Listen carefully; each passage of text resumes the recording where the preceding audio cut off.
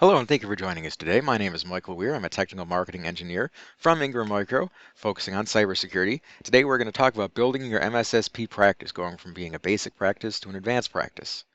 Here is a quick agenda of what we're going to do. First thing we're going to talk about is the levels of managed security services offerings that we see out there. We're going to go through the basic level, the essential level, the enterprise, and the advanced levels. And we're going to talk about some oddballs that don't really fit in any of those levels and bring it all to a conclusion at the end. So what are those levels? The way we break it up, there's 4 levels. There's basic, which is reactive network security, only on the network, very reactive to what's going on. Next is essential, which is you're still reactive security for the network, but you're also looking at devices and data, plus doing some monitoring to see what's going to happen.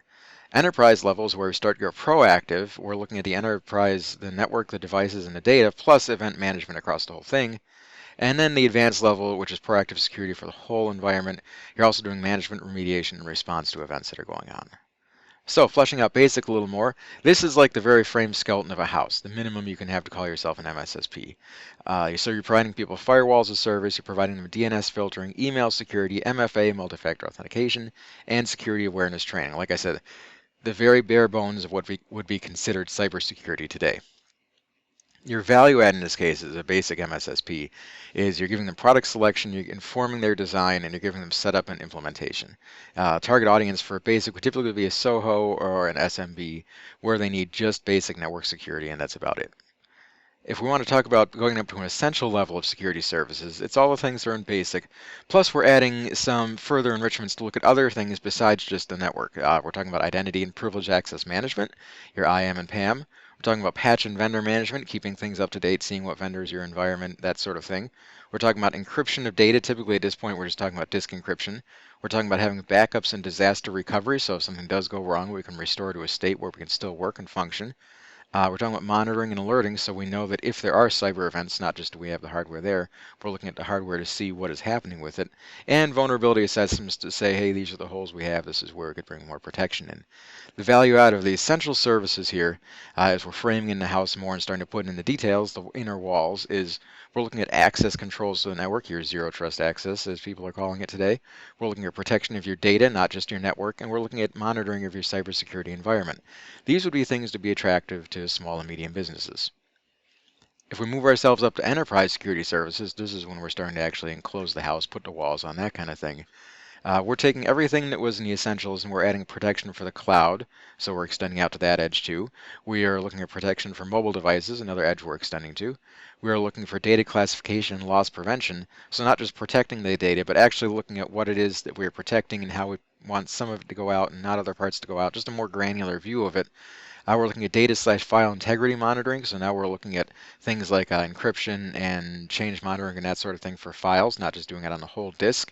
And we're looking at adding SIM, we're looking at adding security incident and event monitoring, so we can be more proactive in the network to fix things. As we mentioned before, this is the first proactive level. The value add from enterprise security services provider is we've got multi-edge data protection. Like I said, we're adding cloud, we're adding mobile, we're looking at the holistic edge that you have in your network. We're looking for more control over your data, not just is it encrypted or protected, but who's looking at it, how is it being used, is it still integrity, integral, that sort of thing, and active event management through the SIM.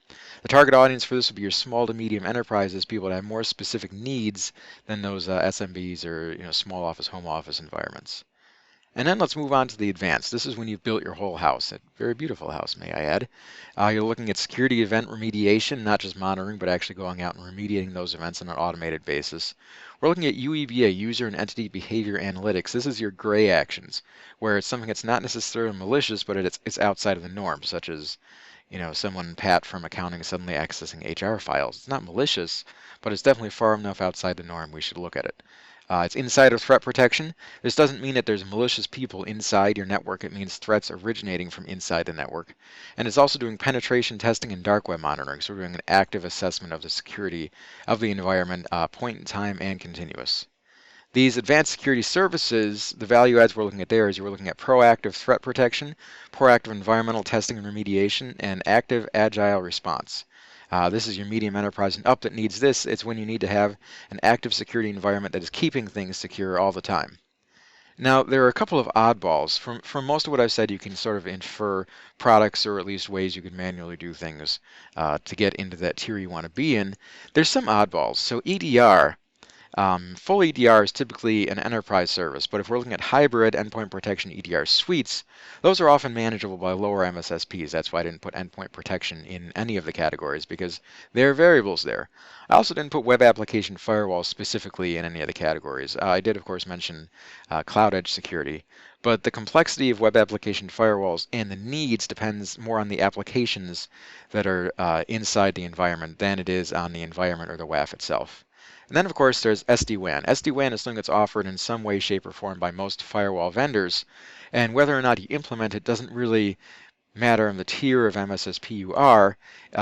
It is if the customer needs or this environment needs to have SD-WAN because of cloud connectivity, multiple sites, need for high SLAs, that kind of thing. It's not so much the ability of the MSSP or the level of the MSSP that determines it.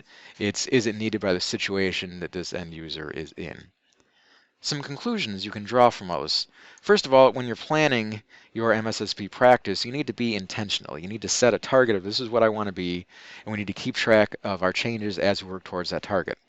Now, that doesn't mean that you can't be an MSSP in the meantime until you've reached that target. You have to use your resources to get there. We have tech teams you can consult. We also have pro and managed services to fill gaps that you have in your MSSP so you can still offer things and not say no to deals just based on where you are at the current time. And last, you need to remember as an MSSP, you need to be proud of what you do. So MSPs, MSSPs are fulfilling a hole in the market. Otherwise, these people may not have security. These end users, these businesses may not be able to even have a cybersecurity that they need to have. We're effectively the white knights fighting the dragons of bad actors. So you have to make sure you're doing it well, but be proud of the job you're doing. Don't sell yourself short. Some context to help you get to where you want to be. Obviously, Ingram Micro has a cybersecurity playbook, imaginext.ingrammicro.com/security. We have a cybersecurity tech force. You see the email for that on the screen. We also have an MSSP specialist on that tech force named Brian Rawls. And of course, Michael Wier here, today's host, giving you this presentation. Here, hoping to help you all realize the promise of technology. Thank you for watching, and have a good day.